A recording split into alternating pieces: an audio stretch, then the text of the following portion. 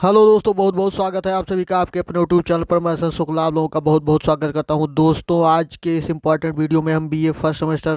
के स्टूडेंट के लिए चर्चा करेंगे। जी हाँ, जो भी हमारे स्टूडेंट बीए फर्स्ट सेमेस्टर में हैं उनके लिए वीडियो बहुत इंपॉर्टेंट होगा। लॉन्ग आंसर के बारे में इसमें डिस्कस किया गया है। जी हाँ, लॉन्ग आंसर जो आपके सेक्शन सी में आते हैं उसके बारे में इसमें डिस्कशन होगा। तो आइए वीडियो को शुरू करते हैं। और उससे पहले आप सभी मित्रों और सभी विद्यार्थियों को हमारी तरफ से दीपावली पर्व की हार्दिक शुभकामनाएं। बहुत बहुत शुभकामनाएं। माता लक्ष्मी और भगवान गणेश आप सभी के ऊपर अपनी कृपा बनाए रखें। आप अपने उद्देश्य में, अपने लक्ष्य में सफलता प्राप्त करें, यही हमारी कामना है। तो आइए इस शुभकामना के साथ वीडियो को शुरू करते हैं और देखते हैं कि कौन सा इंपॉर्टेंट क्वेश्चन है जो इस वीडियो में इंक्लूड किया गया है, जो हमारे बीए फर्स्ट सेमेस्टर के स्टूडेंट के लिए बहुत ही इंपॉर्टेंट होने वाला है। उनकी परीक्षा की दृष्टि से बहुत बहुत इंपॉर्टेंट होगा। और सबसे पहले दोस्तों, अभी तक अगर आपने चैनल को सब्सक्राइब नहीं किया है तो सबसे पहले सब्सक्राइब करके बेल आइकन प्रेस कर लें, ताकि वीडियो की नोटिफिकेशन आपको समय समय पर मिलती रहे। और लाइक शेयर कमेंट करना न भूलें। आइए शुरू करते हैं। पहला क्वेश्चन है यहाँ पर, write a brief note on travelogue. जी हाँ, ट्रेवलॉग पर आपको क्या करना है, एक संक्षिप्त नोट, संक्षिप्त लेख लिखना है। ट्रेवलॉग का मतलब दोस्तों होता है यात्रा वृत्तांत। जी हाँ, ये आपका जो यात्रा वृत्तांत हुआ या मेमोर हुआ यानी संस्मरण हुआ, जो ये आपका टाइप्स ऑफ प्रोज है, इसी के अंतर्गत ही आता है। यूनिट नंबर 2 में कई तरह के जो प्रोज के कई प्रकार होते हैं। ऐसे होता है, यात्रा वृत्तांत होता है, कहानी होता है, आत्मकथा होता है। तो इन्हीं सब के बारे में, तो ट्रेवलॉग यानी यात्रा वृत्तांत पर क्या करना है, आपको नोट लिखना है। आंसर में देखिए क्या चीज़ दिया गया है कि a travelogue is a truthful account of an individual's experiences travelling. जी हाँ, ट्रेवलॉग क्या है दोस्तों, ट्रेवलॉग क्या है कि एक ट्रूथफुल अकाउंट है, यानी एक सच्चा विवरण है ऑफ एन इंडिविजुअल एक्सपीरियंस, यानी किसी व्यक्ति विशेष का के अनुभवों का। ट्रेवलिंग माने यात्रा के अनुभव का। जी हाँ, ट्रेवलॉग क्या होता है, यात्रा वृत्तांत क्या होता है कि किसी व्यक्ति के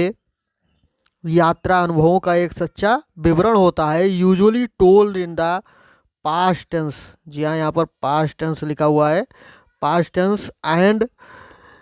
इन द फर्स्ट पर्सन, यानी जो सामान्यतः किस रूप में कहा जाता है, फर्स्ट पर्सन यानी प्रथम पुरुष। जो प्रोनाउन का फर्स्ट पर्सन सेकंड पर्सन होता है, वही बात है कि प्रथम पुरुष और पास्ट टेंस में कहा जाता है। यानी कोई भी व्यक्ति जो अपने यात्रा के बारे में बताएगा तो जाहिर सी बात है कि वो पास्ट टेंस की बात होगी, यानी जब वो यात्रा कर चुका होगा तभी उसका विवरण प्रस्तुत करेगा और स्वयं उस यात्रा का विवरण करेगा, इसलिए वो फर्स्ट पर्सन में सारी कहानी बोलेगा। तो आइए आगे देखते हैं कि the word travelogue supposedly comes from a combination of the two words travel and monologue. जी हाँ, ट्रेवलॉग वर्ड जो है वो संभवतः कहाँ से आया हुआ है, कहाँ से आया है दोस्तों, संयोजन से, या कॉम्बिनेशन ऑफ टू यानी दो वर्डों के दो शब्दों के संयोजन से आया हुआ है। कौन कौन से, ट्रेवल एंड मोनोलॉग, यानी ट्रेवल का मतलब यात्रा और मोनोलॉग का मतलब एकालाप होता है दोस्तों। जी हाँ, मोनोलॉग का मतलब क्या होता है, एकालाप होता है। तो इन दोनों शब्दों के संयोजन से ट्रेवलॉग शब्द आया हुआ है। इन टर्न आगे बदले में the word monologue comes from the Greek word monos means alone दिया गया है एंड लोगोज मीन्स स्पीच या वर्ड। यानी मोनोलॉग शब्द कहाँ से आया है, अब आगे बताया रहा है कि मोनोलॉग शब्द कहाँ से आया है, फ्रॉम द ग्रीक वर्ड, यानी ग्रीक शब्द से आया हुआ है। कौन कौन से शब्द है, मोनोज, मोनोज का मतलब एलॉन अर्थात अकेला, और लोगोज का मतलब स्पीच या वर्ड यानी भाषण या शब्द कह सकते हैं। तो इन दोनों शब्दों से मिलकर मोनोलॉग बना हुआ है। कहने का मतलब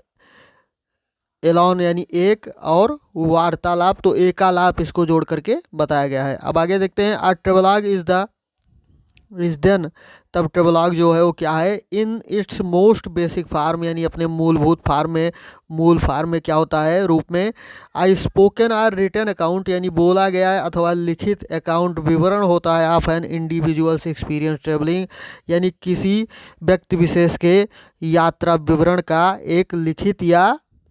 मौखिक विवरण होता है। Which usually appears in the past tense, जो मुख्यतः किस में आता है, साधारणतः किस में आता है, पास्ट टेंस में जिसका वर्णन होता है इन द फर्स्ट पर्सन यानी प्रथम पुरुष में, एंड विथ सम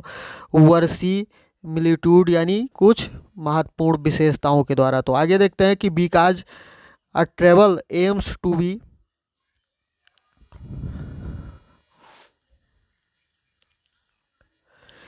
हाँ यहाँ आगे से यहाँ से देखिए कि बिकॉज अ ट्रेवलॉग एम यानी ट्रेवलॉग का यात्रा वृत्तांत का एम क्या होता है, उद्देश्य क्या होता है, to be a true account of an individual experience travelling, क्योंकि ट्रेवलॉग का उद्देश्य जो है किसी व्यक्ति विशेष के यात्रा अनुभवों का सच्चा अकाउंट होता है, सच्चा विवरण होता है, डिस्क्रिप्शन होता है, वर्णन of what the traveller sees, जो यात्री जो है, ट्रेवलर जो है, सीज देखता है, सुनता है, टेस्ट स्वाद लेता है, स्मेल सूंघता है, फील्स अनुभव करता है इन द एक्सटर्नल वर्ल्ड यानी बाहरी संसार के बारे में, while travelling are essential components, यानी जब वो ट्रेवलिंग करता है तो जो महत्वपूर्ण चीज़ें उसको दिखाई पड़ती हैं, उसके बारे में जो अनुभव करता है, जो चीज़ उसको समझ में आती है, जो सुनता है, जो देखता है, उन्हीं का वर्णन अपनी इस रचना में करता है, तो उसी को यात्रा वृत्तांत करते हैं। आगे देखते हैं कि आपको निसंदेह थॉट्स यानी विचार, फीलिंग, भावनाएं एंड रिफ्लेक्शन, प्रतिबिंब are important part of our experience of travel, यानी ट्रेवल के एक्सपीरियंस का, यात्रा के अनुभव का, ये सब क्या है, जो थॉट्स हैं, विचार हैं, फीलिंग्स हैं, भावनाएं हैं, ये सब रिफ्लेक्शन, प्रतिबिंब हैं, ये सब इम्पॉर्टेंट पार्ट हैं, महत्वपूर्ण अंग है। So description of a traveller's inner world, यानी वर्णन जो है ट्रेवलर के आंतरिक वर्ल्ड यानी आंतरिक संसार का वर्णन जो है, are not out of place in the travelogue, यानी ट्रेवलॉग में, यात्रा वृत्तांत में वो बाहर नहीं होता है। कहने का मतलब कि जो उसके आंतरिक संसार अर्थात जो व्यक्ति अनुभव करता है वो अपने ट्रेवलॉग में उतार देता है, यात्रा वृत्तांत में उतार देता है, यानी वो अनुभव जो है उस चीज़ से बाहर नहीं होता है। आगे देखते हैं कि लाइक वाइज इस तरह notes and observation of history on history, यानी लेख और ऑब्जर्वेशन अवलोकन ऑन हिस्ट्री यानी इतिहास पर, सोसाइटी समाज पर, एंड कल्चर संस्कृति पर, are also common features of travelogue, यानी ये भी साधारण क्या हैं, फीचर्स हैं, विशेषताएं हैं ऑफ ट्रेवलॉग यानी यात्रा वृत्तांत के। आज we certainly learn about the world when we travel, यानी सामान्यतः हम क्या करते हैं, क्योंकि हम अध्ययन करते हैं, निश्चित रूप से सीखते हैं अबाउट द वर्ल्ड यानी संसार के बारे में, व्हेन वी ट्रेवल यानी जब हम यात्रा करते हैं, यानी जब हम यात्रा करते हैं तो जाहिर सी बात है कि हम संसार के बारे में सीखते हैं। इफ़ यू आगे देखिए, if you want to write a better travel stories, यदि आप बहुत अच्छी यात्रा कहानियाँ लिखना चाहते हैं, check out our tips to write better travelogue, तो अच्छे ट्रेवलॉग के लिए, यात्रा वृत्तांत के लिए हमारे द्वारा बताए गए टिप्स पर ध्यान दीजिए। आगे देखते हैं कि a travelogue can exist in the form of book, यानी ट्रेवलॉग किस तरह से हो सकता है, एक बुक के रूप में हो सकता है, किताब के रूप में, ब्लॉग के रूप में, डायरी के रूप में, आर जर्नल यानी पत्रिकाओं, एन आर्टिकल आर एसे या किसी लेख अथवा निबंध के रूप में हो सकता है, आप पॉडकास्ट के रूप में हो सकता है, एक लेक्चर के रूप में हो सकता है, आ नरेटेड स्लाइड शो या वर्णित किया गया स्लाइड शो के रूप में हो सकता है, आर इन वर्चुअली अथवा सामान्यतः क्या होता है, every written or spoken form of creation, या कोई भी निर्मित, लिखित अथवा मौखिक फॉर्म में हो सकता है, यानी ट्रेवलॉग यात्रा वृत्तांत तमाम रूप में हो सकता है, किताब के रूप में, डायरी के रूप में, निबंध या आर्टिकल्स के रूप में हो सकता है, जर्नल के रूप में, पत्र पत्रिकाओं के रूप में, या किसी भी लिखे गए अथवा बोले गए किसी भी मौखिक रूप में या लिखित रूप में हो सकता है। There are many examples of travelogues online in the form of travel vlogs, यानी विभिन्न उदाहरण हैं, विभिन्न प्रकार के उदाहरण हैं ट्रेवलॉग के, यात्रा वृत्तांत के, ऑनलाइन जो होता है, online example in the form of travel blogs, यानी ट्रेवल ब्लॉग्स के विभिन्न उदाहरण हैं। अब देखिए कौन कौन से, however not all travel blogs are travelogues, यानी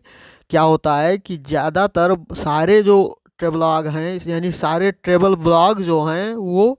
ट्रेवलॉग नहीं होते, यात्रा वृत्तांत नहीं होते इन द प्योर सेंस, यानी स्पष्ट रूप से, शुद्ध रूप में, शुद्ध भाव में वो ट्रेवलॉग नहीं होते of the term, because some of their authors are less concern with giving personal account of their own experiences travelling than capturing internet search traffic by providing tips advice or practical information about travel. चूँकि ऐसा क्यों नहीं होता है, यानी सारे travel blog जो हैं वो ट्रेवलॉग नहीं होते, बिकॉज कारण उसका क्या है कि सम ऑफ दियर आथर्स, यानी इनमें से बहुत सारे आथर्स, उनके जो आथर्स हैं, लेखक जो हैं, वो क्या होते हैं, less concern with the giving personal account, यानी बहुत कम चिंतित होते हैं इस बात पर, यानी इस बात पर बहुत कम ध्यान देते हैं कि वो अपने पर्सनल अकाउंट जो उनका होता है, अर्थात जो व्यक्तिगत उनका विवरण है, आप दियर ओन एक्सपीरियंसेस, उनके अनुभवों का, ट्रेवलिंग माने यात्रा के, यानी यात्रा के अनुभवों का उनका जो व्यक्तिगत विवरण होता है उसको वो नहीं दे पाते हैं। यानी उस रचना में, ट्रेवल ब्लॉग में क्या करते हैं कि बहुत सारे लेखक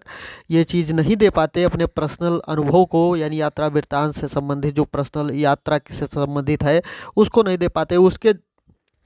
बजाय क्या करते हैं, capturing internet search traffic by providing tips, यानी वो टिप्स जो है प्रोवाइड करते हैं, उपस्थित करते हैं किस चीज़ से, इंटरनेट सर्च के द्वारा, यानी इंटरनेट से वो देख करके उसके बारे में लिखते चले जाते हैं, उसके बारे में बता देते हैं, यानी उनका खुद का अनुभव नहीं होता है। जो टिप्स हैं, एडवाइस, सलाह हैं, या प्रैक्टिकल इन्फॉर्मेशन, व्यवहारिक जो सूचनाएं हैं अबाउट ट्रेवल, यानी यात्रा के बारे में। तो इसीलिए कहा गया है कि सारे ट्रेवल ब्लॉग जो हैं वो ट्रेवलॉग अर्थात यात्रा वृत्तांत नहीं होते हैं। आगे देखते हैं।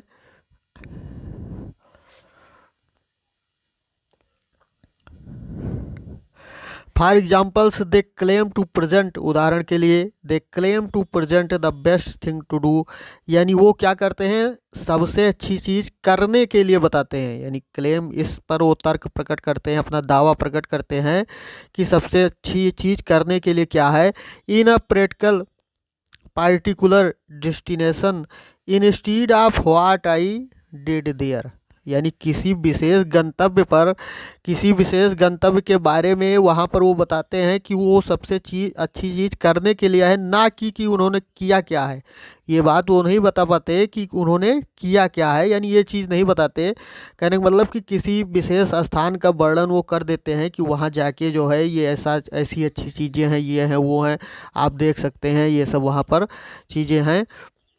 लेकिन वो जाकर उन्होंने क्या किया है, खुद जाकर उन्होंने वहाँ देखा है या नहीं, इस बात को नहीं बताते हैं। दो यद्यप some travel blog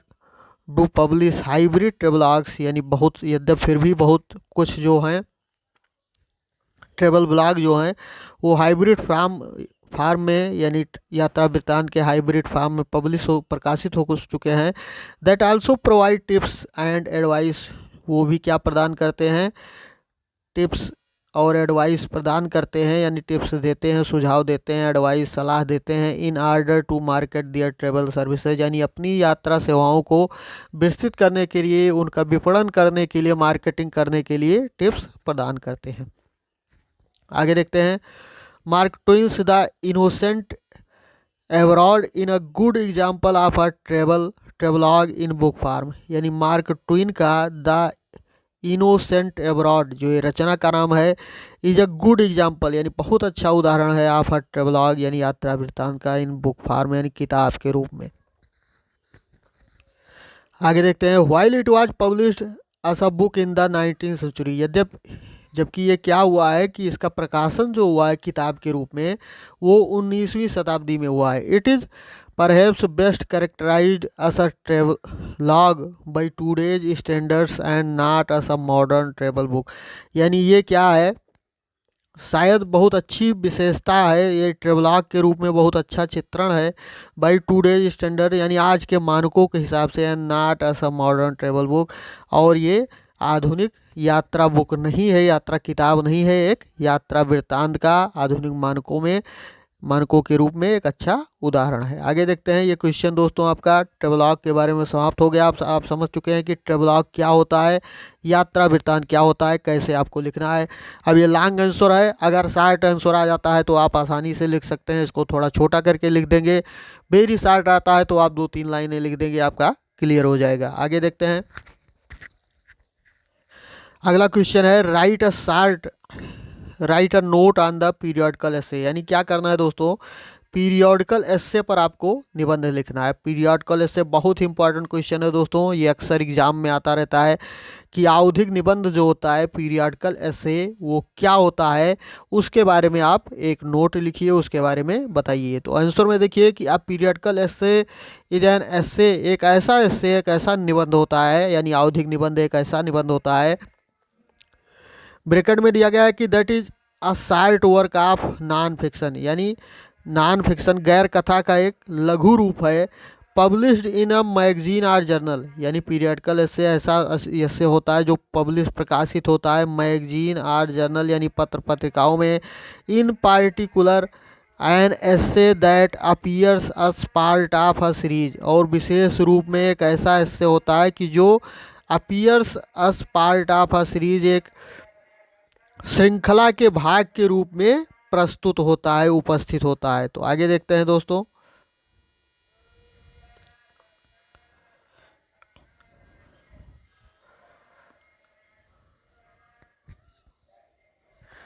the 18th century is considered the great age of the periodical essay in English, यानी अंग्रेजी में क्या है, 18वीं शताब्दी जो है वो बहुत ज़्यादा इस एज को, यानी एक महान एज के रूप में माना जाता है पीरियडिकल एसे के, यानी अंग्रेजी में आवधिक निबंध का ये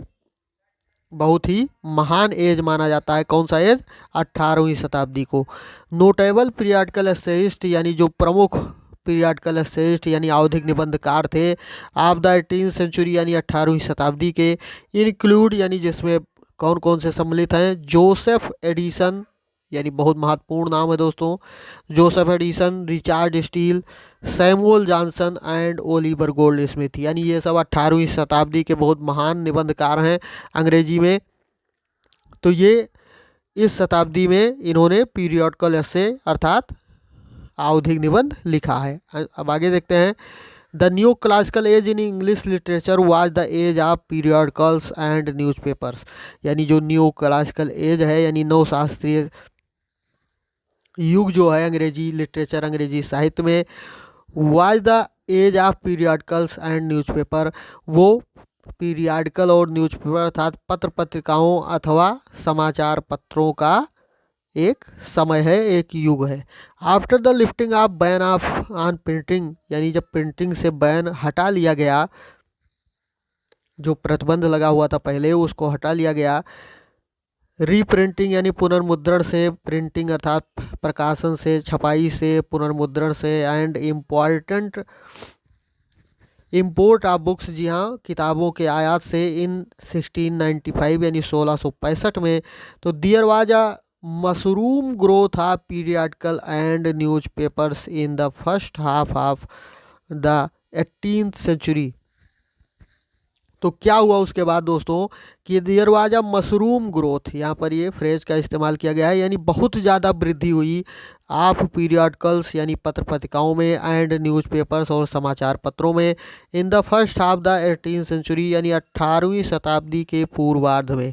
यानी 18वीं शताब्दी के पूर्वार्ध में बहुत ज़्यादा वृद्धि जो है पत्रों तथा समाचार पत्रों में हुई, यानी पत्रिकाओं तथा समाचार पत्रों में हुई कि जब 1695 में बैन हटा लिया गया। आगे देखते हैं, there were more than 600 periodicals and newspapers in this period, यानी इस समय में 600 से ज़्यादा पत्र पत्रिकाएं और समाचार पत्र प्रकाशित हुए, यानी इस समय में 600 से ज़्यादा पत्र पत्रिकाएं और समाचार पत्र प्रकाशित हुए। आगे देखते हैं दोस्तों,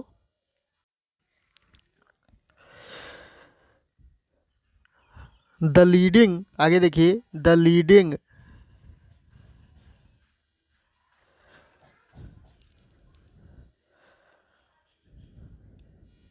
हाँ यहाँ से देखिए, the leading periodicals of this period were, यानी जो प्रमुख पीरियडिकल्स यानी पत्रिकाएं थीं, पत्रिकाएं जो उस समय की थीं वो क्या थीं, द टाटलर, यहाँ ये पत्रिका का नाम है, द स्पेक्टेटर ये भी पत्रिका का नाम है, द रैम्बलर ये भी पत्रिका का नाम है, आगे है द आइडलर यानी ये भी पत्रिका का ही नाम है, एंड द एडवेंचरर यानी ये सारी पत्रिकाएं जो प्रमुख पत्रिकाएं उस समय की थीं, ये सारी पत्रिकाएं थीं। और उसके बाद दिस पीरियड इन हिस्ट्री, यानी ये पीरियड जो है, ये एज जो है, समय इतिहास में witnessed the rise and development of the periodical से, यानी इस समय को इतिहास में, यानी इतिहास गवाह है, यानी इतिहास में गवाह के रूप में ये समय है किस चीज़ के विकास में, डेवलपमेंट यानी राइज अर्थात उत्थान, एंड डेवलपमेंट और विकास में, ऑफ द पीरियडिकल से अर्थात आवधिक निबंधों के विकास में। आगे देखते हैं, the essay which appeared in these periodicals, यानी जो निबंध इस पत्रिकाओं में, इन पत्रिकाओं में प्रकाशित हुए, were known as the periodical essays, यानी उनको आवधिक निबंध के रूप में जाना जाता है। आगे देखते हैं, the periodicals appeared at stated intervals, यानी एक ये निश्चित अंतराल पर उपस्थित होते रहे, यानी जो पीरियडिकल्स यानी पत्रिकाएं जो थीं वो एक निश्चित अंतराल पे आती रहती थी, प्रकाशित होती रहती थी। आगे देखते हैं, the Tatler appeared 3 time a week, यानी टाटलर पत्रिका जो थी वो एक सप्ताह में 3 बार आती थी। And was printed on a single folio seat, और एक सिंगल फोलियो यानी एक ही फोलियो सीट पर मतलब ये इसकी छपाई होती थी, ये प्रकाशित होती थी। द स्पेक्टेटर जो थी was also printed on a single folio seat, ये भी एक सिंगल फोलियो सीट पर ही प्रकाशित होती थी। बट इट अपीयर डेली, लेकिन ये डेली आता था, ये पत्रिका जो थी डेली आती थी। द आइडलर वाज वीकली, यानी आइडलर जो था वो क्या था, साप्ताहिक था। Whereas the Rambler was published twice in a week, जबकि रैम्बलर जो था वो सप्ताह में 2 बार इसका प्रकाशन होता था। अब आगे देखते हैं, हेडिंग है nature and theme of the periodical essay, यानी पीरियडिकल एस्से का, आवधिक निबंध का, आवधिक निबंध की प्रकृति और विषय,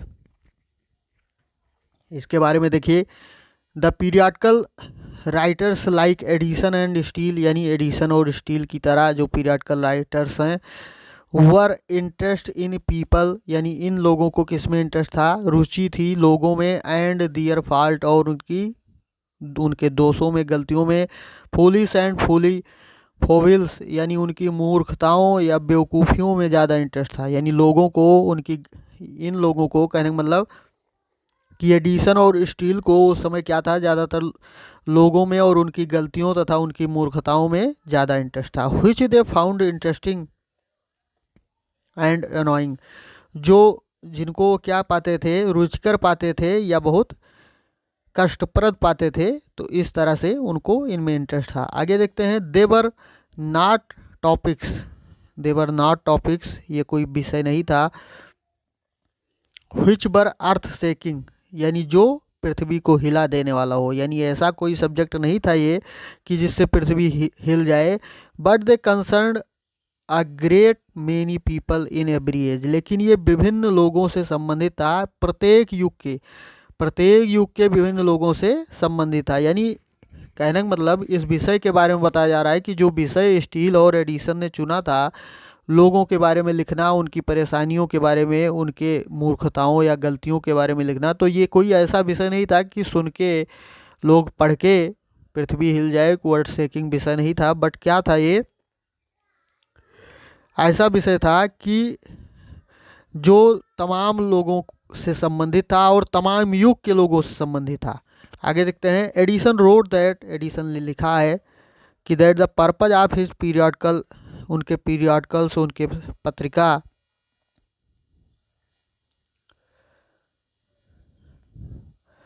हाँ आगे देखते हैं, द स्पेक्टेटर, यानी उनकी पत्रिका द स्पेक्टेटर का जो उद्देश्य था वो क्या था, Y to refrain those vices, यानी उन गुणों जो मतलब अवगुण थे या दोष जो थे उनको दूर करना था। Which are too trivial for the chastisement of the law, जो कानून के लिए एक समझ लीजिए कि तुच्छ थे, जो बहुत ज़्यादा, व्हिच आर टू ट्रिबल बहुत ज़्यादा तुच्छ थे, for the chastisement of the law, यानी कानून की ताड़ना के लिए बहुत ज़्यादा तुच्छ थे। And too fantastical for the cognizance of the pulpit, और पल्पिट के लिए क्या थे, बहुत ज़्यादा काल्पनिक थे, तो इस विषय को मतलब उनका ये सारा उनका उद्देश्य था। आगे देखते हैं कि the theme of the periodical essay, यानी पीरियडिकल एसे का विषय जो था वो क्या था, was not something very serious or solemn, यानी पीरियडिकल एसे आवधिक निबंध का विषय जो होता था बहुत ज़्यादा गंभीर और शांत नहीं होता था, बट समथिंग, लेकिन कुछ ऐसा होता था, which was very light and entertaining, जो बहुत ही हल्का और इंटरटेनिंग अर्थात मनोरंजक होता था। आगे देखते हैं एडिशन एंड स्टील, यानी एडिशन और Steele, therefore choose the manner, इसीलिए उन्होंने choose the manners of the people of the middle class as their themes, यानी मिडिल क्लास के जो मध्यम वर्गीय लोग थे और उनका मैनर जो था, उनका ढंग जो तौर तरीका था, इस विषय को उन्होंने इसीलिए चुना था, जो एडिशन और स्टील ने। तो ये इंपॉर्टेंट क्वेश्चन दोस्तों लॉन्ग आंसर थे, ये क्लियर हो गए। आज के वीडियो में इतना ही। एक बार फिर से आप सभी को दीपावली की बहुत बहुत शुभकामनाएं। मिलते हैं अगले वीडियो में। धन्यवाद। जय हिंद।